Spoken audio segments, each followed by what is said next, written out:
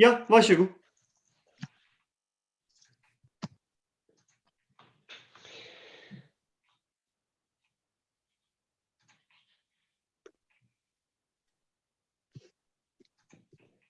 Dear guests, welcome to a very informative and exciting evening about Mr. Fethullah Gülen and the Hizmet movement through Dr. John Paul's eyes and ink in the form of a book, A Life of Hizmet, Why a Muslim Scholar in Pennsylvania Matters to the World.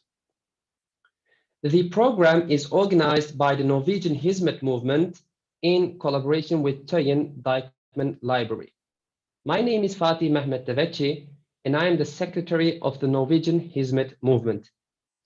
I will not spend so much time introducing our guests, as I think this is something Ivar will do, but I will give a brief introduction to tonight's program. The moderator is the so-called dialogue priest and award-winning Ivar Flaten.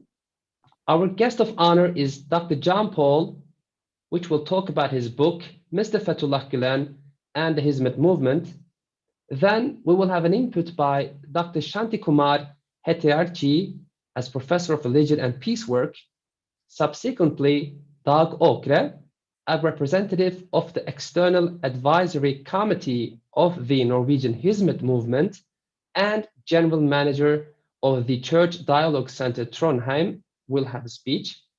Finally, we will end the evening with questions to Dr. John Pahl and the other participants. After the program, it will be possible for our guests to attend a Zoom gathering. There, we would like to receive your inputs and feedback. The link for this will be shared with you in the YouTube chat box. Thanks again, and I would like to give the word to our moderator, Ivar Flaten. Thank you very much, Fatih. Thanks for the opportunity to meet with Dr. John Pahl. I've read his book with great interest, and I've also been in touch with the Hizmet movement through many years. So let me first shortly say something about my work. As you said, I'm working in a dialogue center, which is a structure in Norway. We have 5 church dialogue centers situated in main cities. One in Trondheim, the last one in Drammen, Stavanger, Bergen, and Oslo. And our work is inside the Church of Norway, Lutheran Church. But our work is about making connections and do dialogue with different faith groups and the wider society. So I've been in this work now in Drammen for 15 years. And I think almost the first year I came here, Fatih, I got visitors from the Hizmet movement, being very interested in making contact and discussing what we could do together as dialogue partners. Me as a pastor of a small congregation in Drammen. Drammen is a city of, well, not a city, it's a town really, 100,000 people, but a mixture of 150 nationalities in this small space. So it's urgent, I think, that we learn how to communicate and how to live together. Plus, and this is, I think, more interesting, Drammen is regarded to be the main Turkish town of Norway. It's a big Turkish population coming from mid-70s and upwards as a working force in the industry in our small town. And this, of course, has spread. So we have now a rather big population with Turkish origins. And it's also interesting to note that we have a number of mosques, also one connected to the Diyanet structure. So we have people representing the whole broad area of different faiths and different variations of the different main faiths. So, well, I don't think I should talk more about myself and my work. The main thing is now to listen to Dr. John Pahl and his work on the Hizmet movement and Fethullah Gülen. Dr. John Pahl told me just now that he's a a pastor in Wisconsin, in a congregation, a Lutheran congregation. So then we're in the same league. We're both Lutherans. And you had your bachelor in history, religion in Christ College, and then master in Trinity Lutheran Seminary on history, theology, and society, and then your PhD in Chicago Divinity School, the history of Christianity. And you're lecturing. You're an activist. You're a business planner, a community activist. I mean, we could say so many things. And I suppose that's also something that is behind your work, because you're much into faith work and how possibly religion and faith could apply to faith and peace work around the globe. But this book is a big book. It's a book that tells something about this man Fethullah Gülen, and it must have been a long journey and a lot of work, because this coherent, big, and very wide scope of his life, Mr. Gülen, and his work. So, without further ado, we'll love to hear you telling us about this process and the book and what you've learned. So, please, Dr. John Pahl. Thank you very much, Ivar, and thank you, Fatih, for the invitation to be with you, and thank you to everyone who has joined us this evening. I'm happy to be with you, and I look forward to the day when we can be together face to face, inshallah. I am by heritage one half Norwegian. My family came from Ringsaker, near north of Oslo, as I understand it, and from a tiny village near Trondheim. I have been to Oslo once in my life, very eager to come back again on another occasion, and would love to get up to Trondheim as well to see where my family came from. So look forward to that opportunity if it's available. And I do have a text prepared, but Ivar, if you want to interrupt me at any point, please feel free to do so. My preferred mode of education is dialogue. So to have an hour in front of us now with just me talking would not be my preferred mode. So at any point, if a question arises, simply raise your hand or interrupt, just jump in, and we can ourselves exemplify the kind of dialogue for which Hizmet is well known. Thank you, I'll do. Okay, beautiful. So the topic that I'm choosing to focus on today is the economic side of Hizmet and of Mr. Gülen's teachings. And the way I do that is through a title, Beyond Capitalism and Socialism. And then every academic publication has to have a colon in it with a subtitle afterwards as well. So the subtitle is The Social Enterprise Model of the Global Hizmet Movement Inspired by Fethullah Gülen.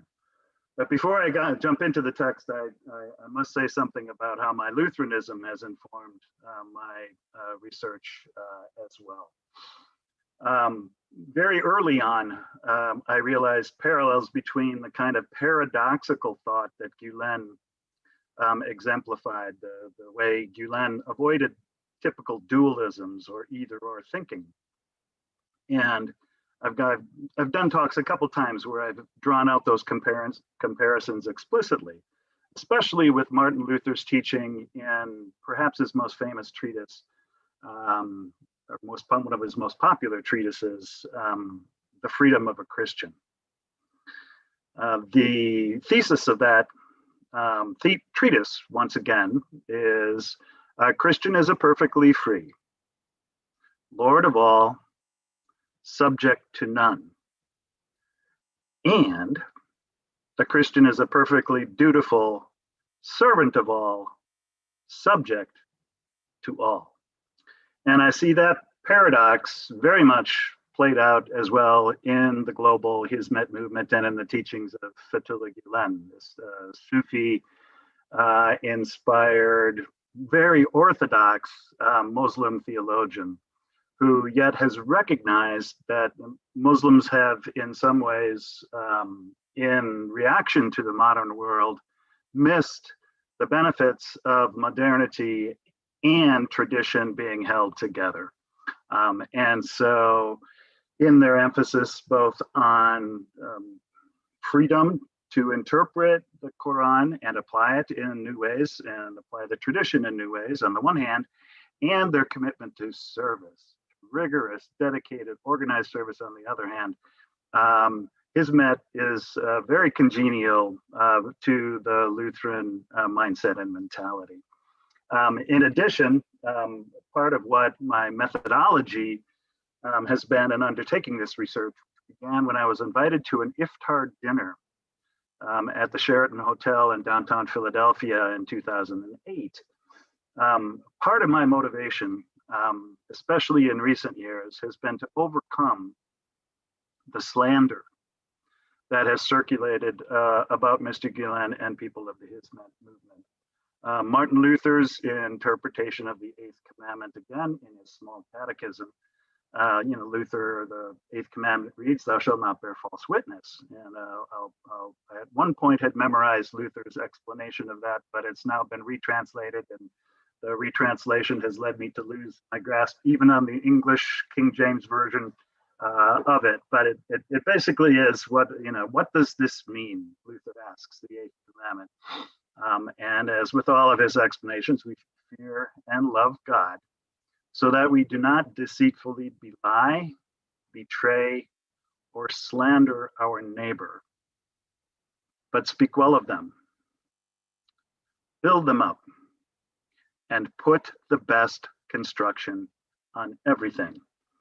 And so from the very beginning of my research on Mr. Gülen's life and on the life of Hizmet, I took that as my guide to cut through the Islamophobic slander circulating about Islam on the one hand, and also to interrogate the evidence for the other kinds of accusations that have been leveled at people of Hizmet and Mr. Gülen, especially very recently.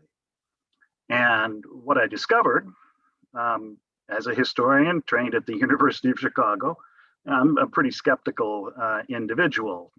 I tend to be fairly splenetic. That is, if you're looking at the humors that dominate my character, it would be, and maybe I'm not unlike Norwegians as a rule in this regard. I tend to be pretty critical of specious, superstitious faith claims and, patriotic piety of any kind or another. But what I discovered is that Mr. Gülen has repeatedly been accused of being an enemy of the state or of not being somehow a true Muslim.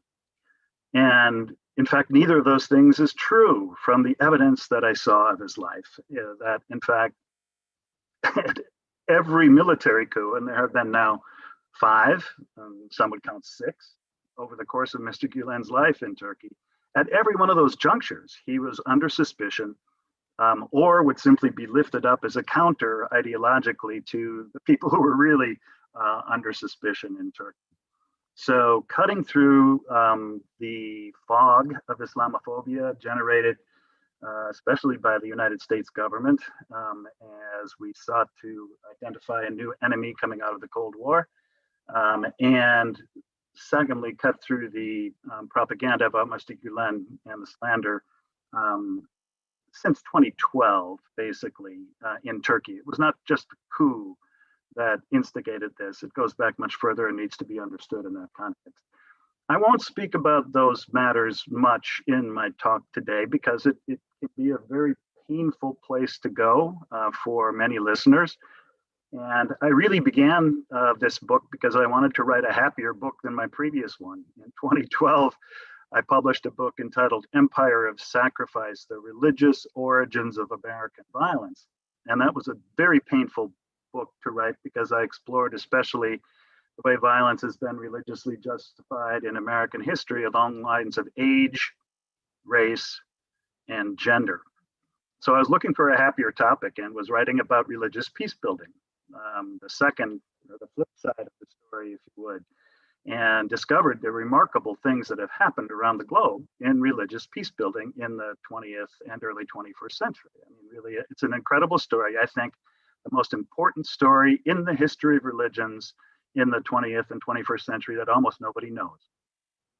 How our religious traditions have consistently engaged tyrannies of one kind or another on behalf of a more just and peaceful world, and have done so by and large non-violently and successfully. So that's the story I began researching, and then I was invited into the Hizmet community, was introduced to the Hizmet community, and gradually just focused my research on Mr. Gülen as one of these peace builders. And then, of course, everything, forgive the language, went to hell in Turkey after 2012, which made me wish I had finished my book much sooner. Okay, so that by way of overview, explanation of how I got into this research. Maybe I'll stop there, Ivar, and ask if you have any questions about what I just said by way of overview first before I jump into the text. It is tempting, of course, to ask whether your observation and your view of religion as peace building and consistently helpful to peace. I mean, it's beside our topic tonight, but there's a book, I don't remember the author, but it's called the Great and Holy War, the First World War, which was a clash between Christian countries. Yep. And priests and religious people were really, cheering up and inspiring people to go to the front to kill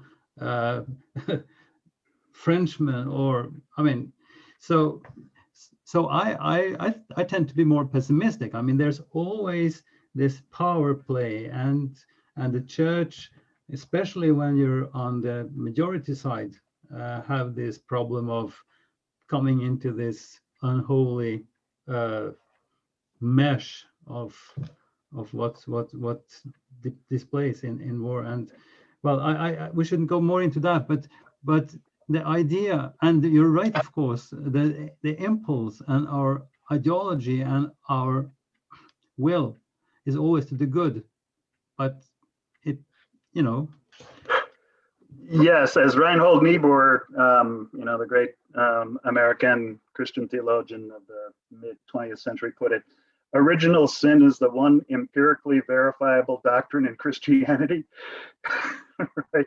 So there's that. My Muslim sisters and brothers and I have good arguments about the doctrine of original sin. But I'll just say you're absolutely right about the potential of religions to contribute to the most grotesque human acts of evil too, no doubt.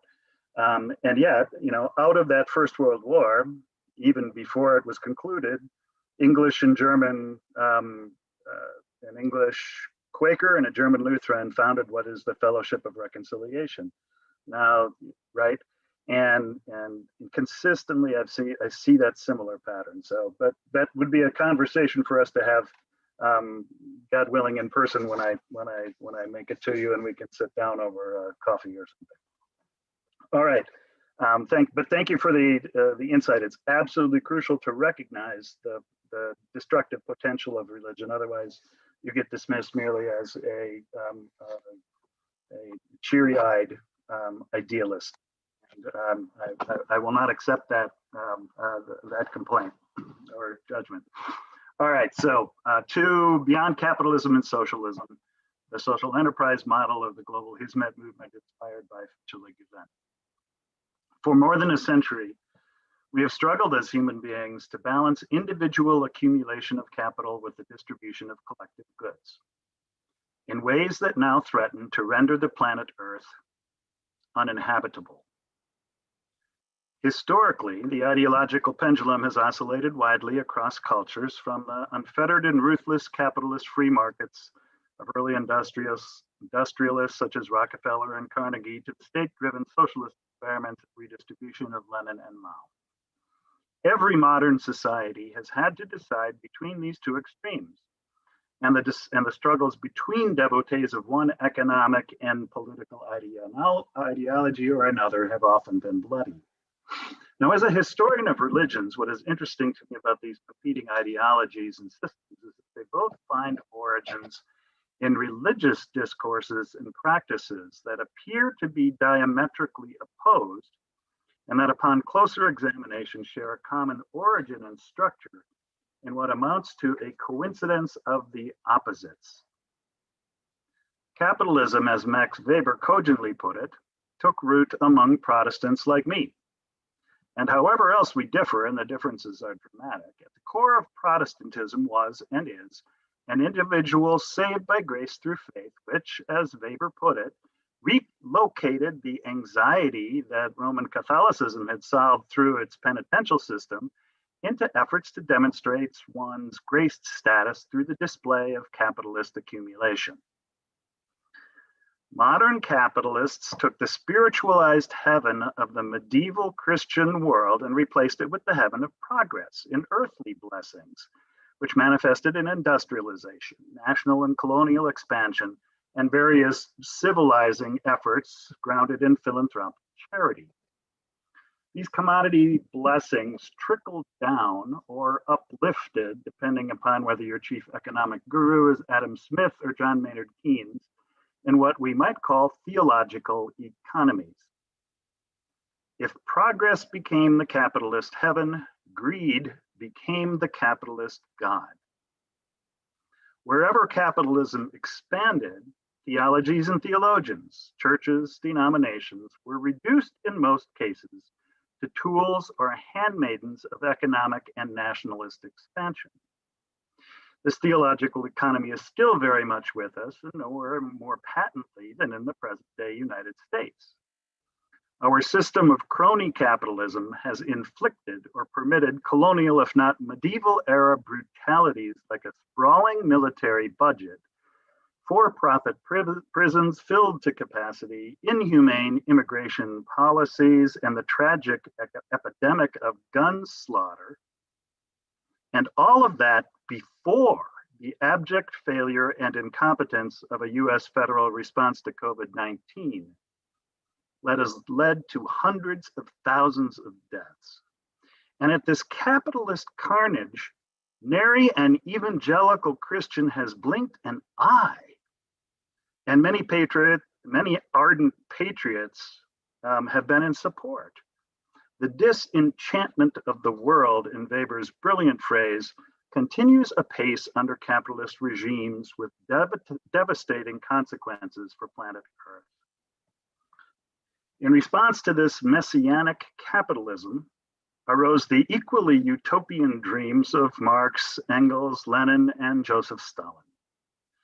For them and their more recent devotees, religion was an opiate for the masses, tranquilizing workers in bourgeois pacifications, meanwhile assembling empires of military, industrial, technological weapons of mass destruction.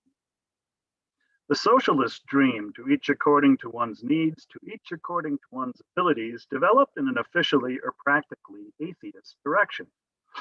What resulted, however, was an ironic outcome that mirrored capitalism and its theological economics in its worst manifestations. Religion was reduced to economics. To be sure, the promise of messianic communism resulted in some modest gains for workers around the world, just as capitalist free markets did lift all boats to a degree. And yet the privileges that accrued to communist or socialist party elites repeatedly produced regimes of authoritarian repression, gulags, lying, deprivation, exploitation of the environment, and stockpiling of military, industrial, technological weapons of mass destruction. Enemies became mirror twins of each other in a coincidence of the opposites. Down to today, the upshot is this: under socialist as well as capitalist economies, the disenchantment of the world and the reduction of religion to a private commodity or an economic obstacle continues apace with devastating consequences for planet Earth. Having thus sketched out our current apocalyptic impasse, which I do not believe is an exaggeration of our dilemma, but is probably not the most winsome way to begin a lecture, I hope in the time remaining to sketch out a third way that shows how we might get out of this tragic impasse by restoring a proper balance between the planet, people, nation, and profits. And my chief example of this emerging third way will be a religiously based civil society movement, the global Hizmet movement inspired by Fethullah Gülen. I truly hope you can come to see how the vision of this modest Muslim preacher and scholar might just save the world. This thesis was suggested to me a little over a year ago by a conversation partner at a book talk I gave at the University of Chicago. At the time, I thought that assertion was hyperbole. But as I prepared my talk for today, I've come to see that it may be an accurate reflection of the matter. So my thesis is this: the social enterprise model of the global Hizmet movement, built on the notion of mushpet haraket, positive action, inspired by Fethullah Gülen, might just help to save the world by overcoming three dualisms that have characterized the modern era. The first is the dualism of fact versus value. Put more broadly, the dualism of science versus religion. Second, dualism that the global Hizmet movement and its social enterprise model can help overcome is a dualism of religion versus politics, or more broadly, of private versus public. And above all, number three, the global Hizmet movement can help us overcome this dualism between capitalism versus socialism, or the good of the one versus the good of the many. The picture I will develop of the life of Gülen and of the global Hizmet movement then is of, first point, an individual and movement dedicated to rediscovering the harmony between science and spirituality, or to realizing the revelation of God in both the study of nature and the practice of our traditions. So that's dualism one. Second, Fethullah Gülen and the global Hizmet movement, the picture I will develop is of an individual and a movement dedicated to eroding the modern containment of religion in private experience. And yet, precisely because of integrity in the practice of Islam, also respecting the democratic formation of public policies that emerge along with national sovereignty and the rule of law to distribute goods justly. That's the second dualism. And then third, of an individual, that is, this is the global Hizmet movement and Mr. Gülen's life, of an individual and a movement of people engaged in social enterprises that manifest a principled capitalism, where care for the planet comes from, and this is an adage widely used in the movement and from Mr. Gülen, living simply so that others might simply live. And along the same lines, being with the oppressed, Mr. Gülen has said repeatedly, being with the oppressed is the same as being with God. This kind of Hizmet, this service in the life of Gülen and the movement he has inspired, might help us to overcome the impasse between the individualism of capitalism and the collectivism of socialism in a third way of what I call deep peace through positive action that advances literacy around the globe, that engages empathy in practical projects to alleviate suffering, that appreciates and supports cultural and biological diversity, including those measures we must take to save the planet from our current climate crisis. Okay, so that's my introduction. Yeah, right. And then I have 3 sections to what remains that touch upon each of these dualisms and how Mr. Gülen and the global Hizmet movement are addressing them. Ivar, do you want to pause with a question or comment? This is not fast food. This is the real stuff, isn't it? Thank you. It's deeply fascinating what you're saying, and I think Shanti, if you hear me, I look forward very much to your response here, because this is, I think, very much in the line of what you're doing in your research. So, so very good. I think we should continue now, because we need some space, and I think we need some help to get these 3 facets of your thought here, the dualisms. So please continue. Very good. I appreciate the kind words of encouragement. You know, there's plenty of fast food coming out of the United States already. I'm happy to offer something different.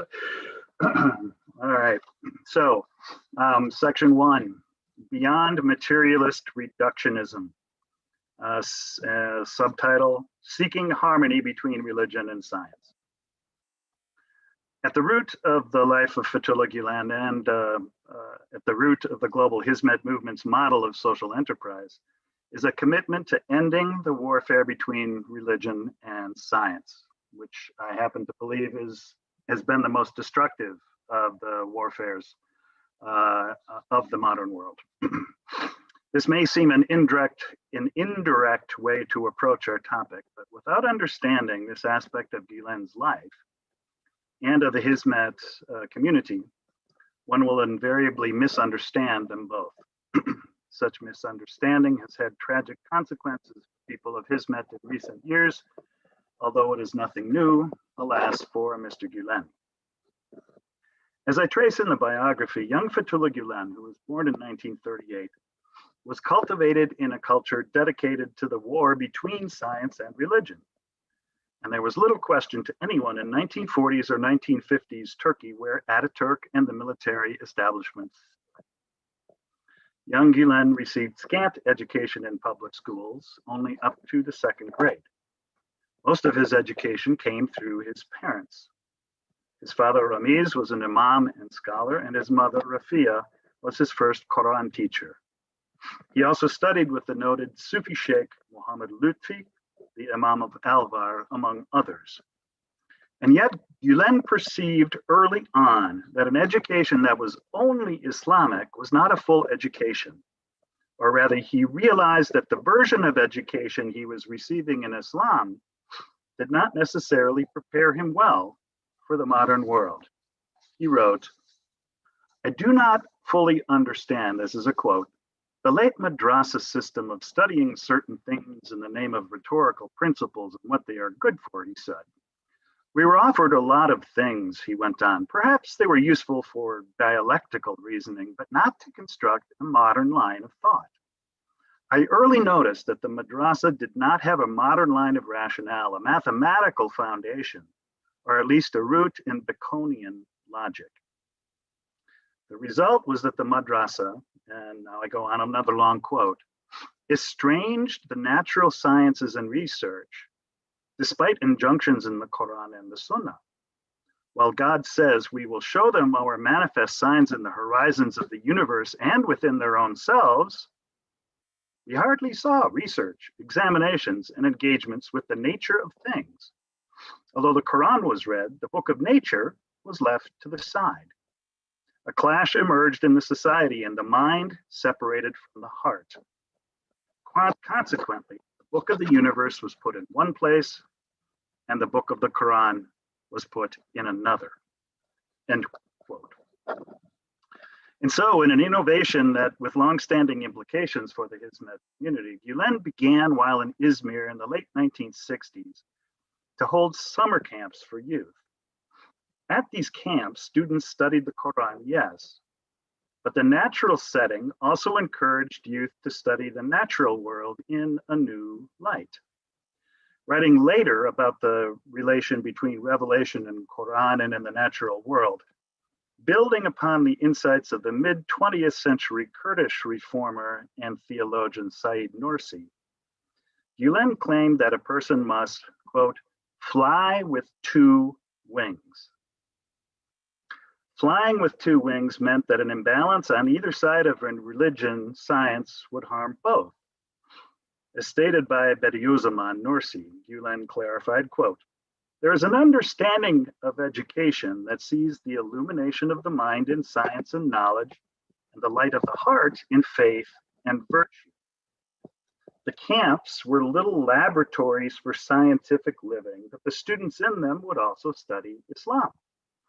This combination, which makes the student soar with two wings, as Gülen explained the theory, has many things to offer. This is another quote. It rescues science from materialism and from being a lethal weapon. And it rescues religion from being cut off from intelligence and life, and from being a fanatical institution that builds walls between individuals and nations, end quote.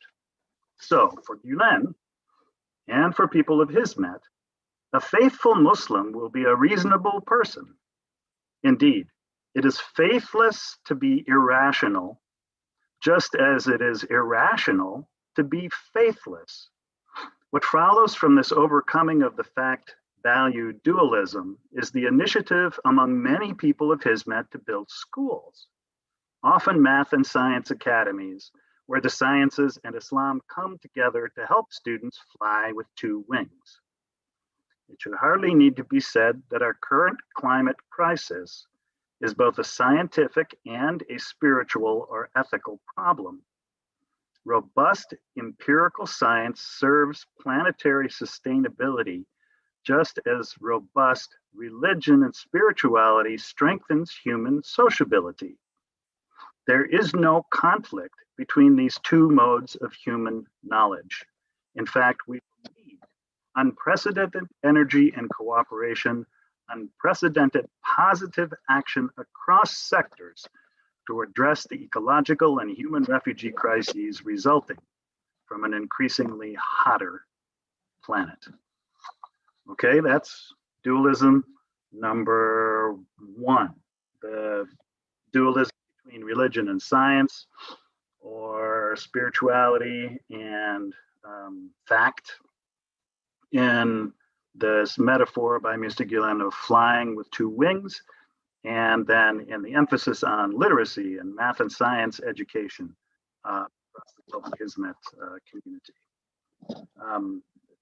Ivar, do you want me to continue, or do you have a question? Keep going? All right, I'll just keep rolling. Second, dualism beyond private-public dualism towards civil societies of private-public partnerships. If ending the warfare between science and religion is one of the roots of the social enterprise model of the global Hizmet movement inspired by Fethullah Gülen, so is ending the dualism between private-public life. Capitalist liberal democracies have tended to prioritize private rights over the public good, following the tradition of John Locke and down to today's Second Amendment gun rights advocates in the United States, which strikes me as absurd, but sad. In contrast, socialist societies have tended to prioritize the public welfare or good, real or imagined, over private rights, following again Marx, with long trajectories down to today's statist experiments. But what the two systems have shared is an attempt to privatize religion, which has been met by various recent efforts to politicize religion, often Islamic, but increasingly also Hindu, Christian, Jewish, and Buddhist efforts. One of the most intriguing and again, often misunderstood dimensions of the life of Fethullah Gülen and of the global Hizmet movement is how, emerging out of the statist model of 1930s and 40s Turkey, and through the liberalizing regimes of the 1970s and 80s, Gülen and people of Hizmet refused either of these options of privatized or politicized religion. Gülen has been a public, not a political theologian. And people of Hizmet have been very clear that theirs is a commitment to civil society as Muslims, and not a demand for a Hizmet political party. To represent Gülen's life in primary political terms, as almost all of his critics have done, is to misunderstand or to misrepresent his life. Throughout his life, Fethullah Gülen has advocated for a civil Islam, or Islam from below, or I would say simply authentic Islam. The root of the word Islam, as is well known, means peace, and it is on that ground of what I call deep peace that the Hizmet movement began as a third way, neither private nor political, but containing both. For Gülen, peace, quote, begins in the individual, resonates in the family, and from there pervades all parts of the society, end quote. A person of peace is one who prays, of course, and who fasts during Ramadan and who practices the other pillars of the faith. But a person of peace is also one who reaches out to others with generosity, recognizing that everything is a gift from God and everything can be done for God's pleasure. From this perspective, then, emerges the third way of hoşgörü, of tolerance, as it is often badly translated, freedom, hospitality, seeing another as God sees them, with eyes of mercy. Hoşgörü, dialogue, tolerance, this hospitality and freedom is the DNA of Hizmet. It builds trust within, and it expands trust without. Consequently, people inspired by Fethullah Gülen began establishing media outlets, newspapers, television stations, magazines, and more that came to represent the best independent reporting in Turkey until they were closed down and the assets seized by the current Turkish regime. They established tutoring centers to assist high school students preparing for the rigorous and one time per year college placement exam, centers which quickly came to be recognized as among the best in Turkey until they were closed down by the Turkish state. People inspired by Fethullah Gülen began a relief agency, Kimse Yok Mu, which means, is anybody there? To elicit support for people who were suffering from natural disasters or who were refugees of war or famine, and which operated as an NGO following best practices in an important and crucial field of humane services and peace building. This too was shut down and the assets seized by the Turkish regime.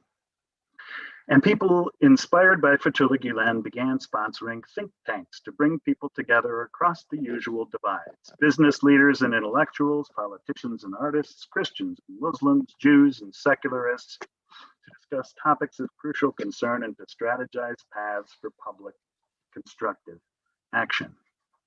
The first of these think tank events was an iftar dinner hosting 1,000 people in Istanbul at the Renaissance Polat Hotel on the Sea of Marmara on February 11, 1995 in Istanbul. Fethullah Gülen was the keynote. He did not deliver a party platform. He did not offer a revolutionary call to political Islam.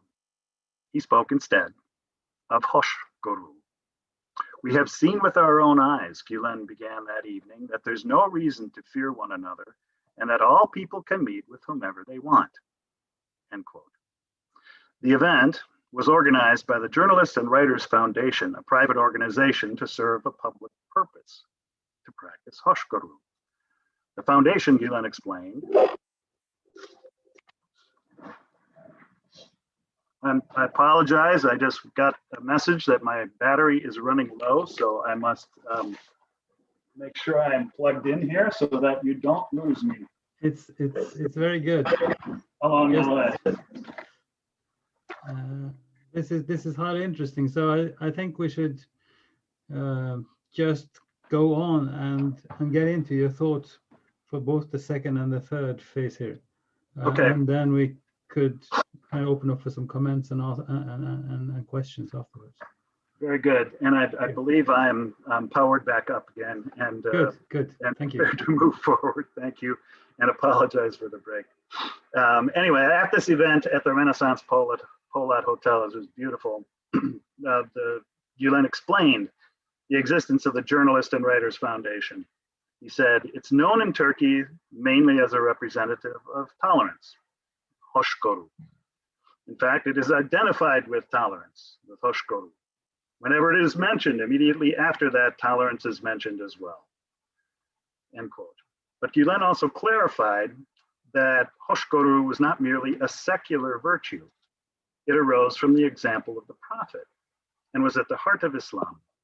Quote, when the Prophet was dying and about to pass on to the next world, Gülen spoke to his audience in the hotel ballroom. He stated, I place in your trust the people of the book, the Christians and Jews, end quote. And it is that notion of trust that hoşgörü inspires. When we see each other as God sees us, which is how Professor Scott Alexander, whose Arabic is much better than mine, interprets this idea of hoşgörü. When we see each other as God sees us, we can discover trust and cooperation that makes anything possible. What hoşgörü produced then were countless public-private partnerships that advanced Hizmet around the globe. The story of Hizmet in Australia is a good example. Here's how Greg Barton described it. Greg Barton, a fine historian of religions in his own right. He said, inspired by Gülen's teachings about the importance of soundly educating and developing young people and the potential for youth-driven generational change through the development of a golden generation, a man by the name of Orhan Çiçek was convinced that he should focus his efforts on trying to help second-generation Turkish-Australian youth. He sought to mentor the young people who he encountered and engage them in programs involving sports and outings and some basic tutoring. He also began to lead Risale-i Nur, that's Nursi, reading groups amongst these teenagers as well as amongst their parents. As I continue in the biography following Barton then, before long, by 1987, Çiçek had opened the Light Tutoring Center in inner city Melbourne. By 1990, a foundation called Salimiye had been set up in Melbourne, one of the first not-for-profit Muslim educational foundations in Australia, according to Barton. That group held its first Hizmet fundraising event in late 1991 and brought in 70,000 Australian dollars. That was enough to buy a building to serve as a dormitory and tutoring center. Similar events were launched in Sydney, and in 1996, Schuyler College High School opened there, with Ishik College in Melbourne following just a year later. By 2014, there were 4 Hizmet-related schools on 3 campuses in New South Wales, 8 schools on 6 campuses in Victoria. Overall, Hizmet workers in Australia had started 16 schools across the continent that continue. And I'm guessing if we looked at the story in Norway, there would be similar trajectories, if perhaps a slightly different time frame. Now, what is crucial to understand about the schools is that they represent, like the think tanks and other Hizmet enterprises, private-public partnerships, or more specifically, a faith-inspired but structurally secular solution to a social problem. That is the definition of a faith-based social enterprise. It originates in empathy, in the heart, if you will, but is engaged in best business practices to reduce suffering and solve a problem with the head. The schools mobilize private resources to address public problems, as did the think tanks, tutoring centers, newspapers, TV stations, radio broadcasts, and so on. That paradigm was and is at the heart of the business model of Hizmet as a civil society movement down to today. And for all of these activities in civil society, Gülen and people of Hizmet had come to be called terrorists by the Turkish government. And one of the most stunning examples of an Orwellian big lie in recent history. Gülenists, goes the Turkish party line, had infiltrated, that word is important, the police, military, and judiciary in what amounted to a deep state. Gülen himself was the purported puppet master of this deep state, organizing minions in a cult-like hierarchical political apparatus whose goal was nothing less than the takeover of the Turkish government from a retreat center in Pennsylvania. The charges are absurd on their face, and especially in light of the evidence of Mr. Gülen's life. But conspiracy thinking has unfortunately become a feature of many societies in the wake of social media bubbles or in the wake of the reduction of a free press and journalistic integrity. Now, of course, there were people inspired by Gülen and the Turkish police, military, and judiciary until they were fired or jailed by the Turkish state. But people inspired by Mr. Gülen had also infiltrated, if one must use that inherently pejorative term, the baking industry, furniture making, kebab shops, tile and pottery trades, IT, education, media, music, tourism, and much more. Point is this, as a non-political, non-violent movement of volunteers built around hoşgörü, Hizmet sought to bridge people's private practice of Islam with constructive engagement in all the domains of civil society. And this is a crime. Dualism 3, beyond socialism or capitalism, social enterprise in the Hizmet mode. Just the last few pages. What is always a crime to corrupt regimes, whether capitalist or socialist, is the existence of power beyond their control. Both capitalism and socialism operate mechanically. They are systems imposed upon the natural world. In contrast, the organizational model in the life of Fethullah Gülen and the people of Hizmet is inherently and surprisingly organic. This is another one of those characteristic misunderstandings of the movement. There is a structure. In some areas, it's clearer and more hierarchical than others, but it is hardly a machine. People come and go, start and die. Ideas are tried and found wanting, or they are tried and refined. This organic model of social enterprise is grounded, not surprisingly, in another Islamic principle, istishara, or sometimes shura, Arabic terms that are usually translated as seeking advice or mutual consultation. Here's what Fethullah Gülen says about istishara. For the Muslims of today, consultation is a vital attribute and an essential rule, just as it was for the first Muslims. According to the Quran, it is the clearest sign of a believing community and the most important characteristic of a congregation who have given their hearts to Islam. The importance of consultation is mentioned in the Quran to the same degree as salat, prescribed prayers. Given this importance, continuing to quote Mr. Gülen, the most intelligent person is the one who most appreciates and respects mutual consultation and deliberation, mashwarat, and who benefits most from the ideas of others. Now, end quote. This sounds nice, but is it practical? In fact, if there is one lesson to be drawn from the life of Fethullah Gülen and the Hizmet movement, it is that mutual consultation is the most reliable path to the success of any venture. Gülen puts it in the negative, quote, ventures and enterprises embarked on without sufficient prior consultation do not go far. What this means positively, again, to quote Gülen, is that to consultation belongs the most important mission and duty of resolving affairs concerning the individual and the community, the people and the state, science and knowledge, and economics and sociology, end quote. In short, istishara is the secret to Hizmet's success. And it is the democratic bridge across socialist and capitalist paralysis in the growing of social enterprises that emerge from the consideration and consent and participation of all stakeholders, whatever the prevailing system, economic system of a society.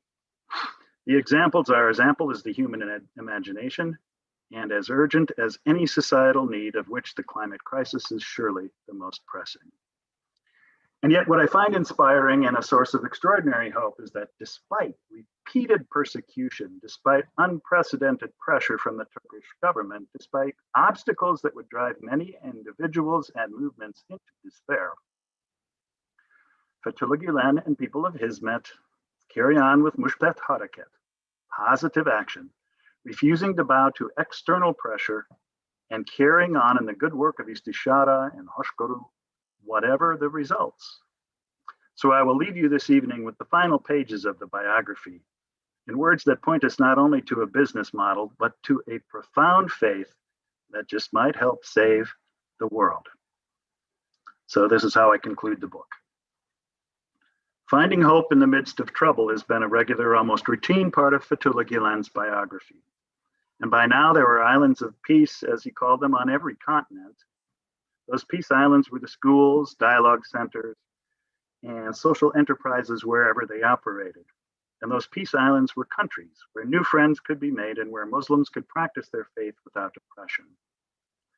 4, if an old man might be tempted during a cold winter in exile to despair of ever again seeing green spring days, as Mr. Gülen wrote in a poem written while in America.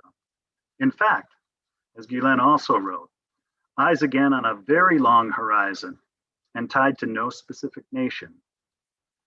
Now a long quote from Mr. Gülen. Our old world will experience an amazing springtime before its demise. This springtime will see the gap between rich and poor narrow. The world's riches will be distributed more justly according to work, capital, and needs. There will be no discrimination based on race, color, language, or worldview. Basic human rights and freedoms will be protected. Individuals will come to the fore, and learning how to realize their potential will ascend on the way to becoming the most elevated human on the wings of love, knowledge, and belief. In this new springtime, when scientific and technological progress has been taken into consideration, people will understand that the current level of science and technology resembles the stage of life when an infant is learning how to crawl. Humanity will organize trips into space as if they were merely traveling to another country. Travelers on the way to God, those devotees of love who have no time for hostility, will carry the inspirations within their spirits to other worlds. Yes, this springtime will rise on the foundations of love, compassion, mercy, dialogue, acceptance of others, mutual respect, justice, and rights. It will be a time in which humanity will discover its real essence. Goodness and kindness, righteousness and virtue will form the basic essence of the world. No matter what happens, the world will come to this path sooner or later. Nobody can prevent this. We pray and beg that the infinitely compassionate one will not let our hopes and expectations come to nothing. End quote. In a winter of brutal strongmen, such hopes for a glorious spring seemed utopian, no better than a prayer. Yet if there was one thing that Fethullah Gülen really knew how to do, it was to pray. So when he also encouraged people that difficulties increase in accordance with the greatness of the consequent reward, that too was a prayer. But it was also a maxim that had been tested in Fethullah Gülen's life and proven true almost from its beginning. One more paragraph.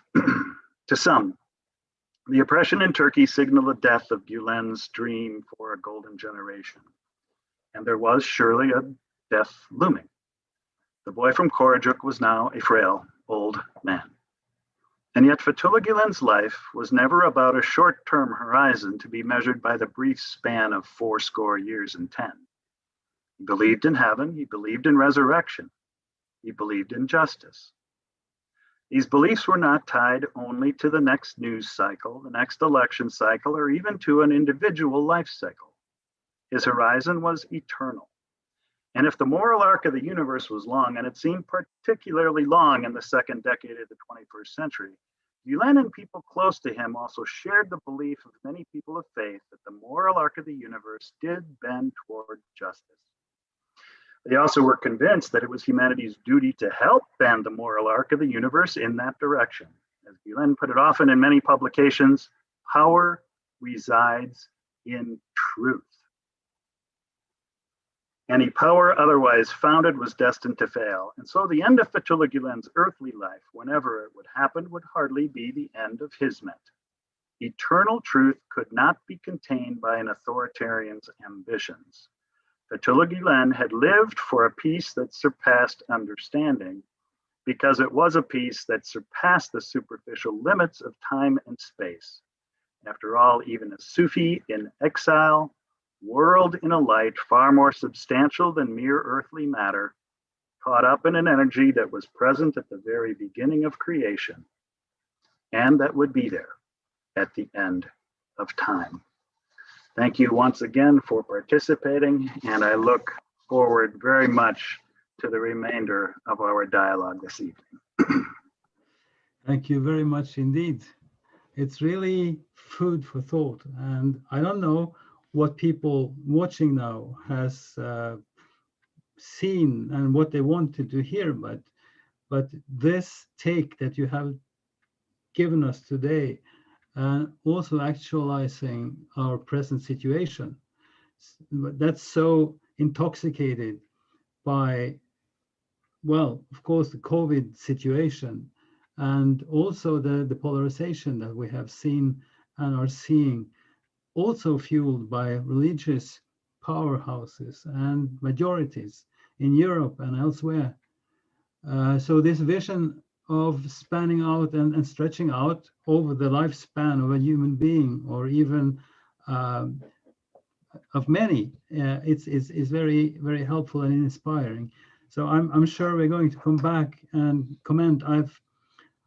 I just have to mention a Norwegian Sufi, maybe you can call him Mr. Hans Nielsen Hauge. He was born 250 years ago, but he was also greatly opposed by church and religious majorities, and made his fight also through enterprise and industries and mobilizing people, and was one of the main forces in Norwegian democracy. So all these things come together, and I also think of the Pope and his Laudato Si book, talking about environment and the respect for life, and how we as believers and human beings has to be on the same team as nature, living in a way that's sustainable. And you have pointed out how Fethullah Gülen and Hizmet is part of this movement, helping us all to cope with this manifest problems that we face, and not fall into desperation and disbelief, but still hold the hope high and work by the means we have together in dialogue and trying to understand these things. So thank you very much again. We're going to come back to you.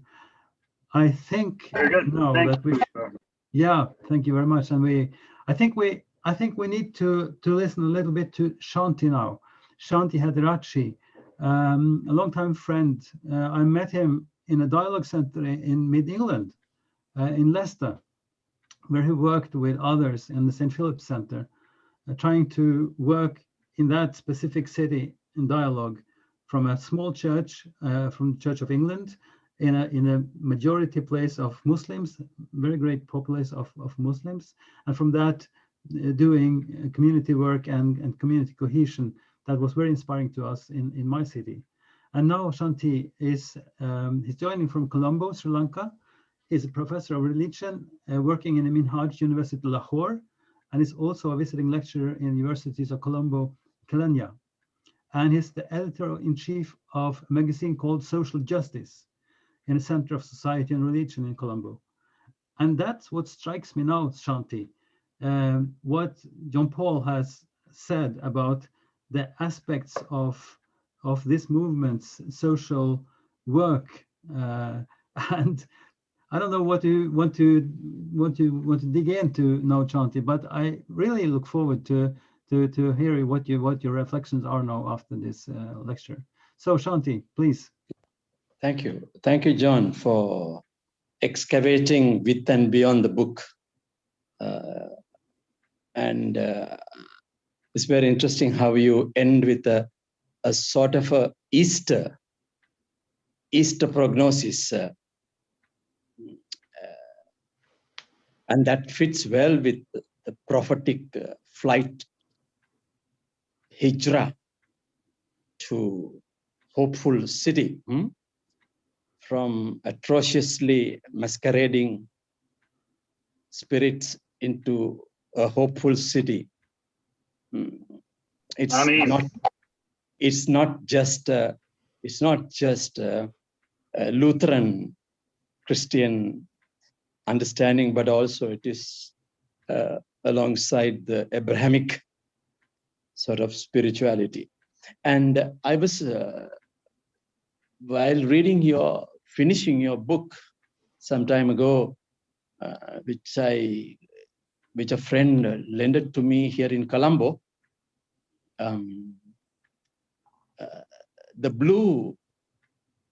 your publisher in Clifton in New Jersey also published another book by my colleague Anwar Alam, who visited Colombo and gave me the book. And it is both in 2019 in Clifton, Blue Dome Publishers. One is a Lutheran Christian theologian cum historian. The other one is an Indian Muslim. There are colleagues in Pakistan and in South Asia who have studied on Hoja Effendi. And my encounter with these two books is how you, being a Christian, looking at a Muslim imam from his Izmir, and then how he ended up in Seilerberg in Pennsylvania, where I visited him last February and stayed 2 days with him. And I passed through Clifton and the colleagues there in New Jersey. It was an amazing encounter and an experience, as you know, whom you also have visited. So, saluting both Anwar and you, John, I want to also to bring your attention to my little reflection. I am a comparativist. I do comparative work. I have studied Gülen in the light of his transnational social enterprise, or the creation of his social doctrine, as I call it, which he evokes from the concept of zakat and how he stretches it to his maximum level. And he brings in for us new Islamic hermeneutic that no other Islamic scholar has even attempted, except in the case of Muhammad Iqbal in Pakistan, in my reading of some contemporary scholars. It's interesting how he manages it.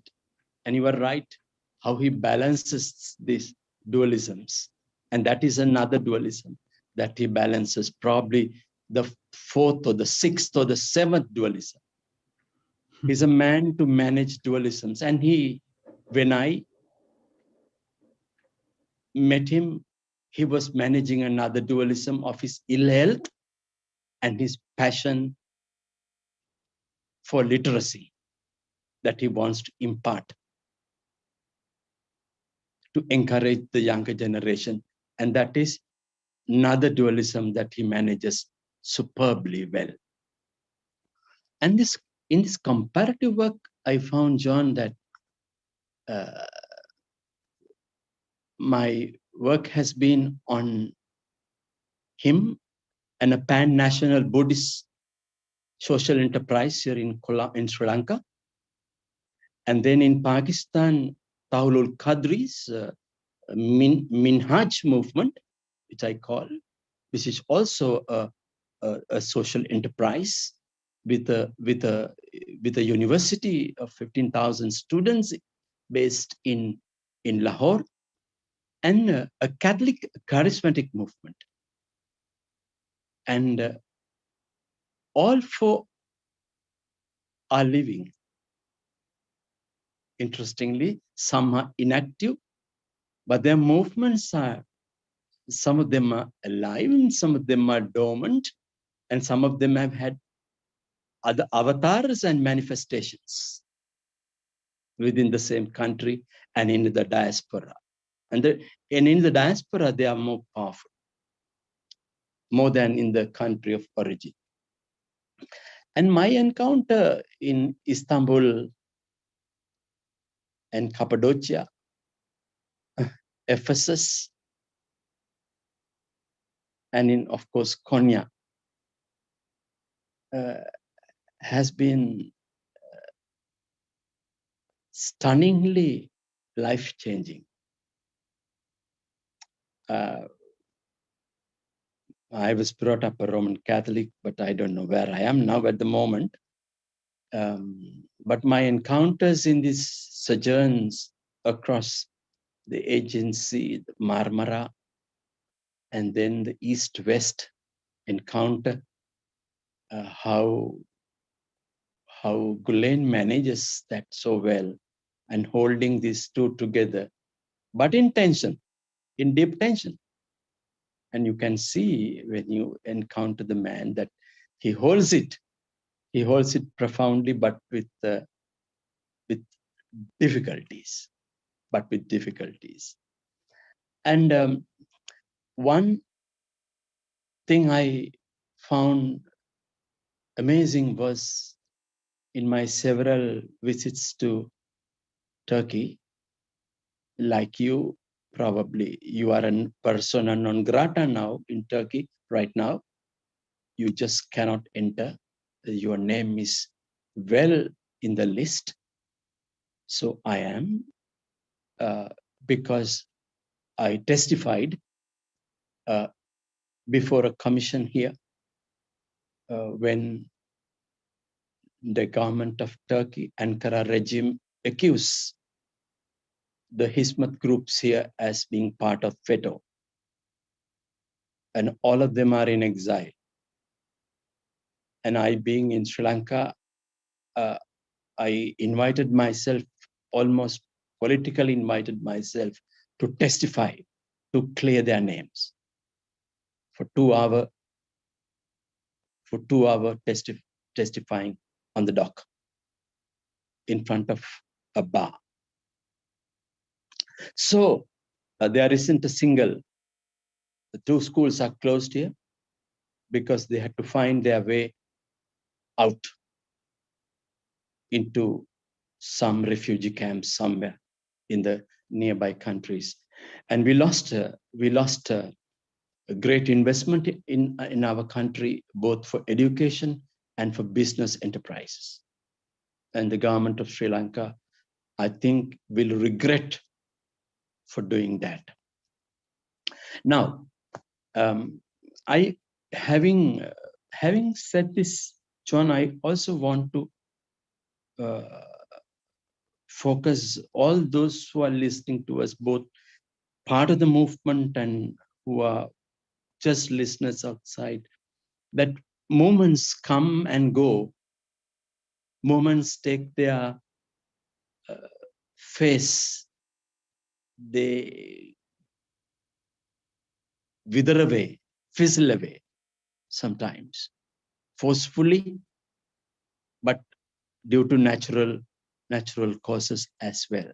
That is how a movement, but a movement is always built from the grassroots. And movement has a charismatic head, always. Without a charismatic head, there is no movement. It is a charismatic head that gives that energy, inspiration for people to be part of that. And with that, I think the options that the movement took and the various areas that they influence within Turkey and in the diaspora, particularly in Germany and elsewhere. Ankara regime was suspicious, deeply suspicious of the very words that you explained, infiltration. They thought that their army and their civil services and the political parties were infiltrated by the Hizmet, the viciousness of the Hizmet individuals. But I thought that having charismatically invoked this leadership within the movement, whether they ever predicted that there would be something like this happening to them. Now that insight, whether anybody was able to perceive.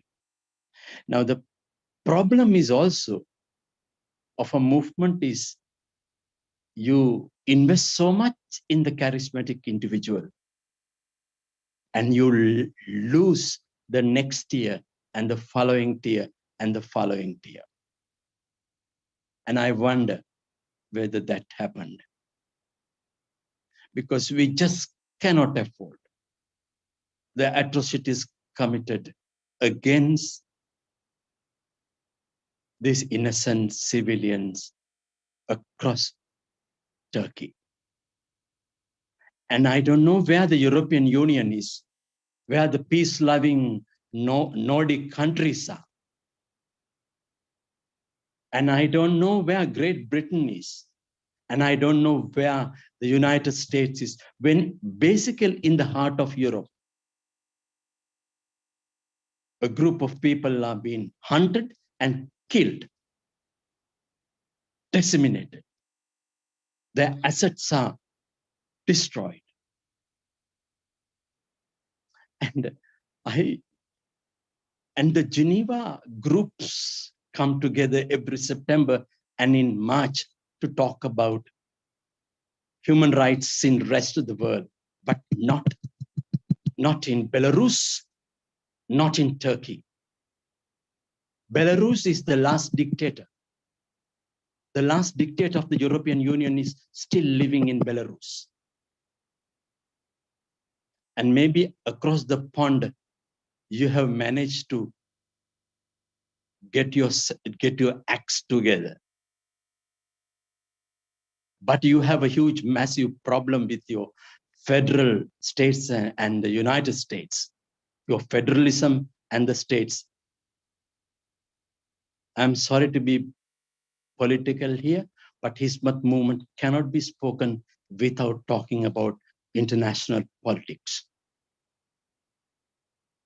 Therefore, if I am to talk about the Hizmet movement, having affirmed and confirmed all that John shared tonight, I also want to politically state that an injustice had been done to a group of people, an innocent group of people pursuing peace, pursuing Hoşgörü,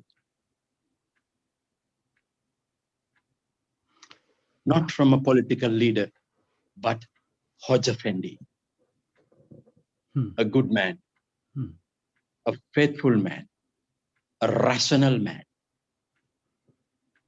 lover of God and lover of people. Thank you, Shanti. It's you.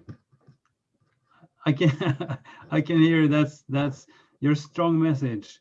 That also I mentioned your work in the publication Social Justice, and you've been doing brilliant work in Sri Lanka in so many ways. But let's stay with this fact. You challenged Europe, and you also asked about the Norwegian countries. And just for the records, I want to state that our government receives refugees from Turkey, and our asylum centers are mostly populated by these refugees from the Hizmet movement.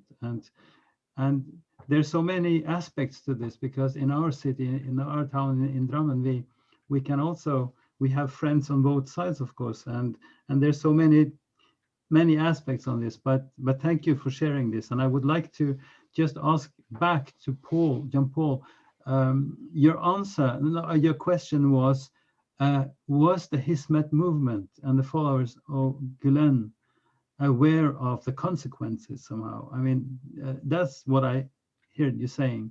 So, John, would you just comment on that shortly? Yeah, very briefly. There was a great range of perception and awareness of the threat that the AKP posed. I think it's fair to say that the majority, if not a significant majority, believed what Erdogan and the AKP were saying and joined with them in enthusiasm for the kinds of initiatives that appeared to be consistent with the democracy early on in Erdogan's tenure. You know, he campaigned as a Democrat and as someone who believed in EU accession and everything that went along with EU accession, right? And yet, I think those who were most perceptive within the Hizmet community resisted allying too closely with the AKP. And I know Mr. Gülen has said publicly, you know, there never was an alliance. Of course, people were free to vote for whoever they wanted, and they were able to take positions, you know, wherever they were able to get them. But I don't think anyone saw this depth of persecution and decimation, perhaps except for Gülen himself, who at one point actually said, well, let the Turkish government take everything over if they think they can do it better, right? And this was his way of saying that, you know, finally, what is done is not done for some strategic plan or according to some, you know, calculation, but truly what they do for God's pleasure. And understanding that theological motivation, right, also then helps explain the trust that can transcend national boundaries. And, you know, thank you, Shanti, so much for your words. I found them deeply moving personally and also accurate historically. You know, from country to country, the Turkish government is trying to infiltrate those nations and turn people against Gülen and Hizmet, which is why it's so important that we have events like this, where people who know the evidence and have studied the evidence and don't have political interest necessarily don't have a dog in the fight, so to speak, can speak honestly and openly with each other about what's going on and begin to correct some of the disinformation, because that's what we're talking about, that is circulated. Thank you, John. Thank you for your thoughts again. I think we move on in the program now because we've spoken a lot of the scope and the big range of Hizmet movement and also the political implications very strongly now. But let's move to the level of practice. And as I said, I was contacted by the movement very early on and have a lot of friends. I've been working with them, and one of my colleagues in Trondheim, Mr. Dag Åkre, he is a colleague as a general manager of one of the church dialogue centers, and he's been involved in something they called EVID, a world in dialogue, en verden i dialog, and is heading the board of that project at present, and is also in the center a colleague of a man of Turkish origin. So, Dag, would you please just comment on what you heard, possibly, but first and foremost, speak about your experience through many years cooperating in the neighborhood of Trondheim, in Trondheim. So, please, Dag. Yes, thank you. Do you hear me? Is it okay? Mm-hmm. So first, I would like to express my heartfelt thanks to Ivar and John for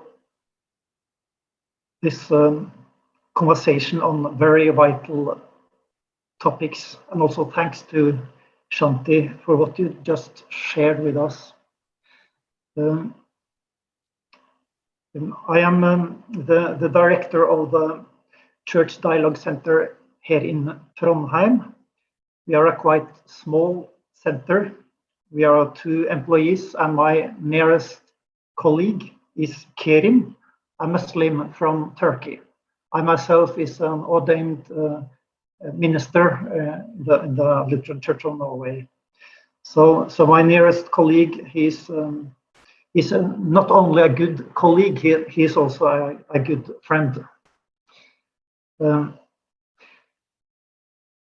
We have received many gifts from Turkey, and in my opinion, one of the greatest gifts is the dominance of religious scholars who have promoted conceptions of Islam, promoting peace, dialogue, socio-economic development, and democracy. And in this context, contributions from both Said Nursi and Fethullah Gülen are surely exceptional. My first encounter with the Gülen movement was about 17 years ago. I was invited to a conference in Turkey, Haran and Istanbul, organized by the Journalist and Writers Foundation. And the issue was Abraham, the ancestor of three monotheistic faiths. But my knowledge of Gülen and Hizmet comes not from conferences like this one, but most of all from meeting people who are inspired of his books and his ideas. The ideas of dialogue, openness, tolerance, peaceful coexistence. And on my trips to Turkey, I've visited a lot of schools and institutions and media houses and Saman and religious and political leaders. But the most valuable experience has been meeting ordinary people who have had their lives changed by the ideas of Fethullah Gülen, and staying with them, sharing meals, talking together. And these are really dedicated men, women, students who have adopted his ideas and made them a part of their own life and their own thinking. And for many people on the grassroots level, Gülen and his way of understanding and teaching Islam has really been a life-changing experience. And I want to add that Gülen's teaching about dialogue has not only inspired Muslims. The same year, when I went to my first conference in Turkey, we founded an organization here in Trondheim called One World in Dialogue, En Verden i Dialog.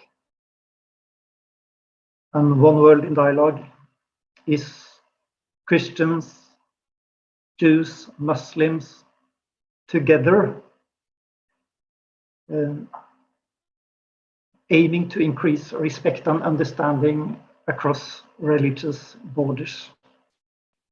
And we arrange joint celebrations on religious festive days, and also visit each other's holy places. And the last the last 12 years, our focus has been on holy places. And together with 2 international organizations, we have developed a universal code on conduct on holy sites. And this code lays down principles for the preservation of holy sites, guaranteeing the religious freedom to use them, and promoting them as places of peace, harmony, and reconciliation. Our partners in this work are Religions for Peace, which I guess some of you know very well, and Search for Common Ground, the world's leading peace transformative organization. So this code has been endorsed by all main faiths, and the work has been supported by the Norwegian Ministry of Foreign Affairs for 7 years.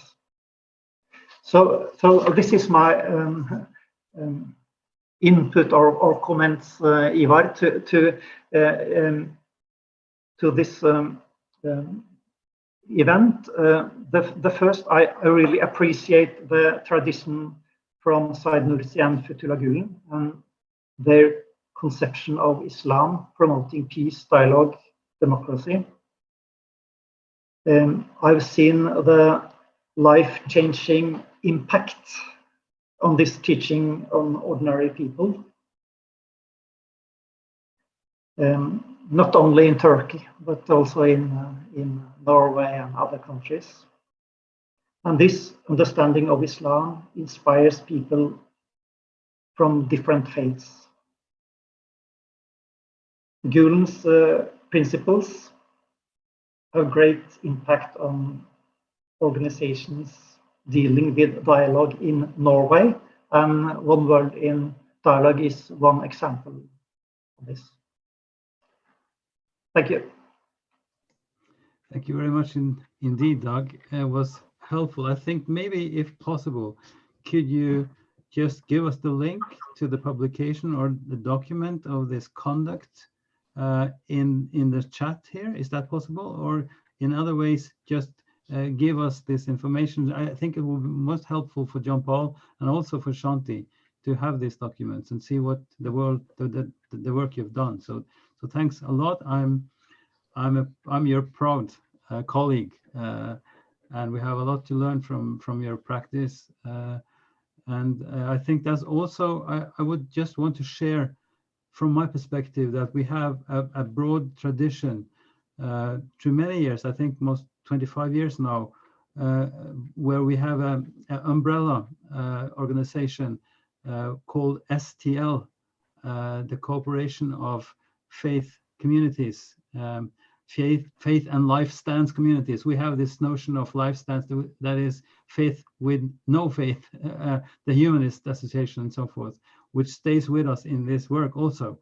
So this has been a national umbrella through many years, and there are different groups in many towns in Norway doing this dialogue, and not necessarily connected to church always. There's different groups coming together, and this umbrella has also been working very close to the government, getting funds and distributing funds, supporting and inspiring dialogue work throughout Norway. So that's also an aspect that an organization, a tradition, and a system that goes along with the Church of Norway's work with the dialogue centers. And there's also one center, colleagues of ours that are put together with church and association of Muslim groups, mosques. So the faith dialogue centers of the Church of Norway are supported by church and owned by church, but this separate one in the eastern part of South Norway, in Østfold, is a cooperation between church and mosque. It's also highly interesting. So there we've got the link from Doug in the chat. You can get it from there. So thank you very much indeed, Doug. Let's now continue. We have, well, 20 minutes left, and there's been some questions coming in. That goes mostly to you, John. And I think it's also will be open for the rest of you following us now to type your message if you like your question and comments. That goes for Shanti and John if you have things just break in. But let me just phrase a couple of questions to you, John. I think you mentioned it, but why you decided to write the book? That was a wish of finding a positive way of religion and peace. So I think you answered that one. So what did you think about Islam and Mr. Gülen when you started this book? And how did your mind change? Is that any change? That one of them. You can take that one. Okay. Let me start. Start there. I mean, I did not come to this research without having some previous experience of Islam. My education at the University of Chicago, although it concentrated in the history of Christianity, also included study of the history of Judaism and the history of Islam as well. And it had always been a goal of mine and a practice wherever I landed to engage in dialogue activities. So I began by teaching at an undergraduate institution, Valparaiso, my alma mater, and engaged undergraduate students there, both in dialogue and then in activism as well. We founded a campus chapter of Habitat for Humanity, the organization that builds homes for people in need, and that was, inherently interfaith, including, people with a life stance. I like the way you that description. I think is very helpful to me. But my work with Muslims had been always somewhat tangential. When I started teaching at the seminary, it became a key part of my course in American or in U.S. religious history. We would always visit one of the mosques in the area, starting with the Mosque of Sheikh Bawa Muhyiddin, which was interestingly, Sri Lankan connected, Shanti Bawa Muhyiddin. And then to the largest African American mosque in the city of Philadelphia, it's called Masjidullah. So would take students to those two places to get two very different flavors of Islam in the United States. And then in 2008, when I was invited to the iftar dinner, I had no idea who Fethullah Gülen was. I had never heard his name. And the keynote speaker that night, Father Tom Michel, who's a wonderful advocate for interreligious dialogue as the Vatican's chief interreligious dialogue officer for many years. It was the keynote speaker at this event. And there were probably 200 people gathered in this ballroom. And he was a terrible speaker, actually, because he took one of Gülen's books and just read it to us, read from it, with his head down like this.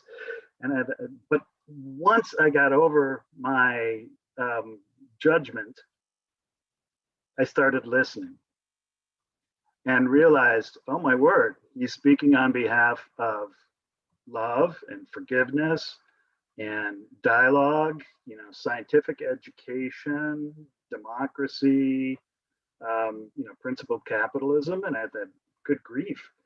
And so that was my introduction, was that iftar dinner.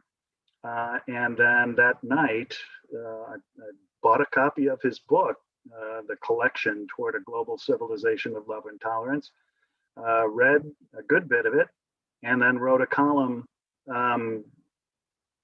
appreciating the hospitality I had received at this event, and with what at the time was U.S.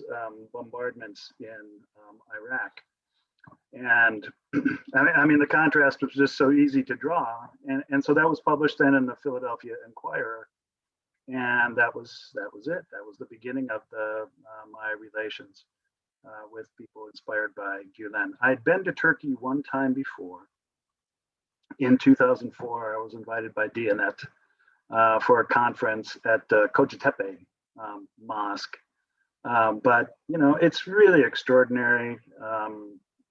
Dag, you talked about how Gülen's teachings have inspired people and have made lives richer and society richer wherever people inspired by him have landed.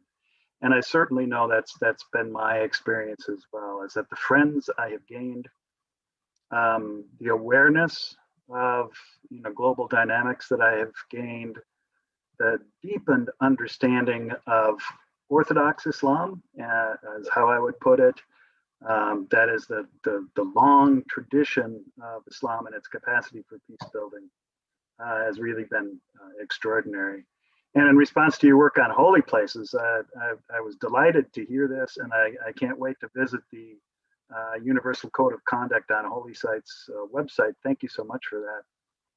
One of my prior books is a book entitled Shopping Malls and Other Sacred Spaces, Putting God in Place. And it's a discovery of, or a critique of devotion to shopping malls, Walt Disney World, and the typical American suburban home focused on rituals of domestic sanitation and lawn care. And then a recommendation of what I take to be authentic sacred places, most of which are drawn from biblical metaphor, living waters, the light of the world, the rock of salvation, the true vine, one body, and then cities of God. The whole book's a running argument with St. Augustine's City of God, basically. So I'm very interested in your topic of holy sites, and I think it's just absolutely crucial for environmental and political reasons that we spread this universal code of conduct, because I have a feeling I'm going to be very much in accord with it, and begin to put that in practice in ways that moves beyond those peace islands, into society more broadly. So thank you for that. And I realize that was a somewhat rambling answer to your question. No, thank you. I just have a thought about shopping malls because of the structure of commerce now. The shopping malls are more or less dying out, aren't they? They're big structures, and people love to come there. So I know that there's tradition in Muslim countries that you have a mosque, a praying hall within the shopping malls also.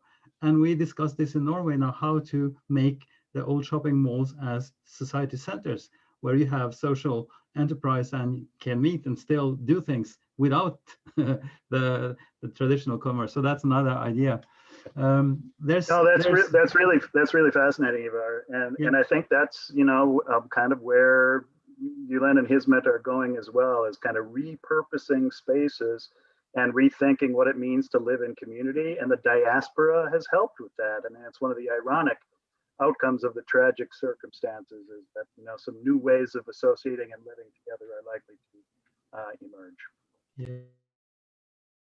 And another notion I would like to lift up and ask you, you commented on it, both Dag and Shanti also, but in our country and in our town, we've seen suspicion somehow, because there's, I think the movement and the people coming there, they're not shy because they're doing things, but they're somehow shy by stating who they are and their structure and what they really want to do. So there's a suspicion or questions about what are you really at, and I think this also reflects some of the tensions.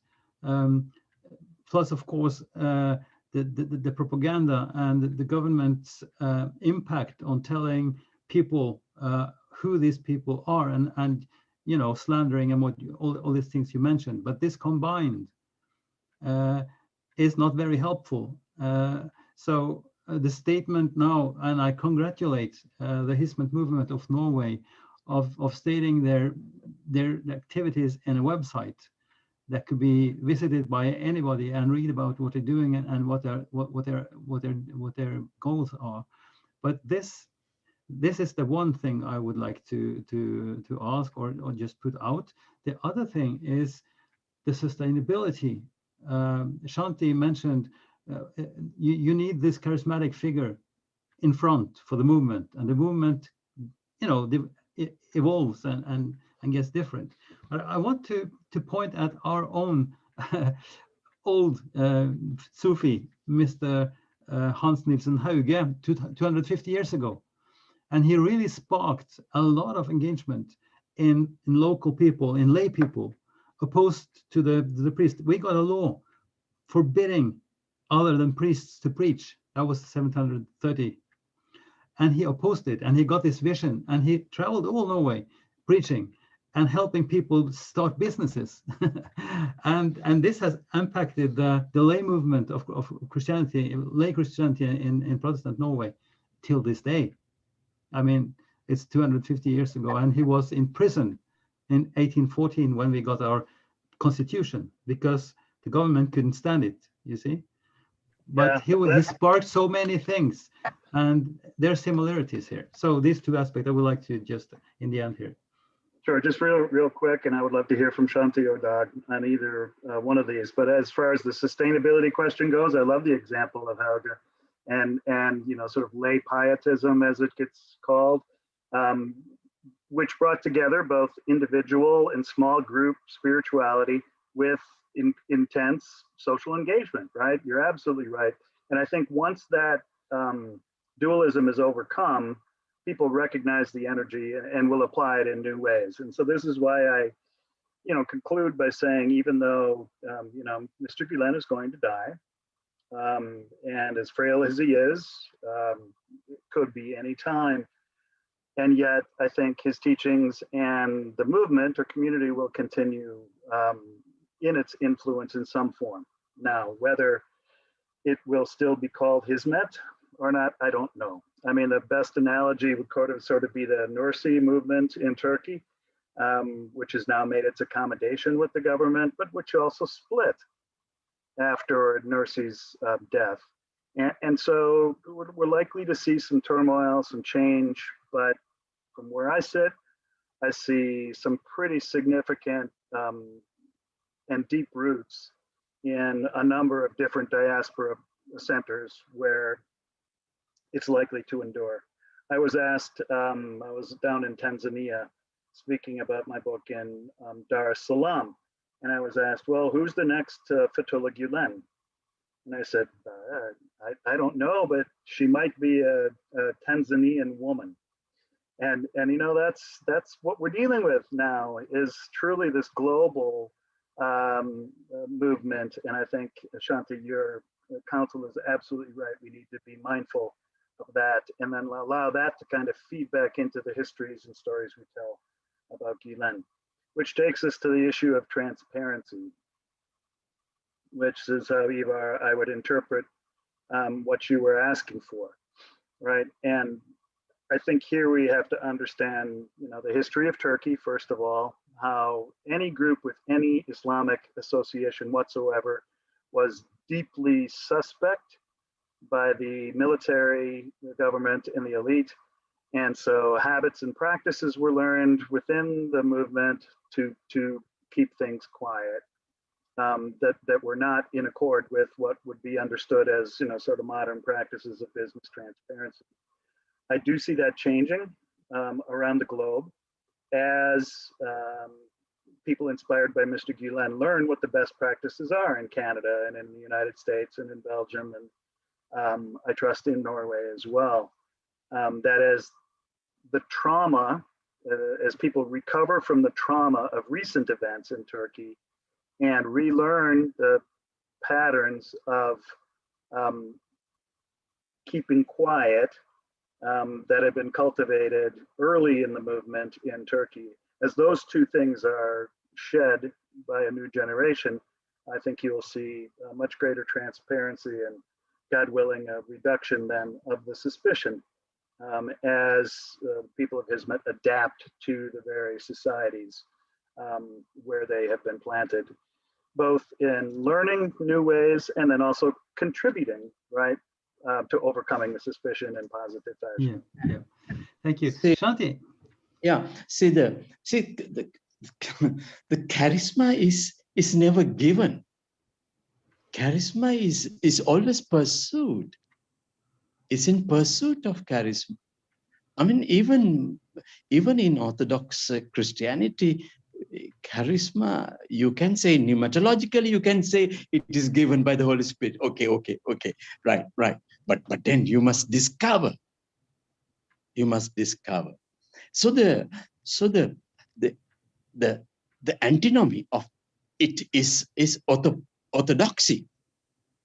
Now, orthodoxy cannot tolerate charisma, even within. So what an emergence of a charismatic person is through an orthopraxis. It is a praxis. It is out of a praxis. And John excavated from Izmir to Philadelphia, Seilerberg. It's the orthopraxis that could not be tolerated by the Ankara orthodoxy. You see, the final assault is to destroy the charisma. Destroy the charisma. My critique is that this charisma cannot be aped also by the rest. It cannot be aped, but it can inspire, and it has de facto has inspired millions, not only Muslims. John and I are not Muslims. You both are not Muslims, but it has inspired, because it is only charisma that can inspire, but not theology. Well, that's a punchline. That's a good punchline. Thank you. Thank you so much indeed, Shanti, for joining us. And I think by this, I would thank you all. And I give the word back to the organizer, Fatih Deveci. Thank you very much. Yeah. Thank you. Thank you for having me. Thank you, guys. This was very informative. And I would like to say, just even tonight, I learned a lot. And people exchanging thoughts and feelings from different countries. I think it's extraordinary, and this is history, especially for us in Norway. So just to sum up, we will, for our listeners, we will have a gathering, a Zoom gathering, after 9 o'clock. The link will be sent out in the chat box, where you can have live inputs and feedbacks about the program, or your thoughts about the movement, or anything you would like to speak out about.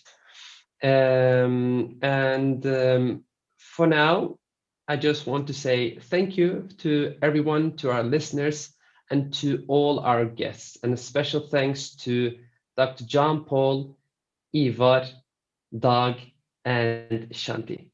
I hope to see you all gathered in Norway again once when this Corona period is over. Thank you again, and have a nice evening.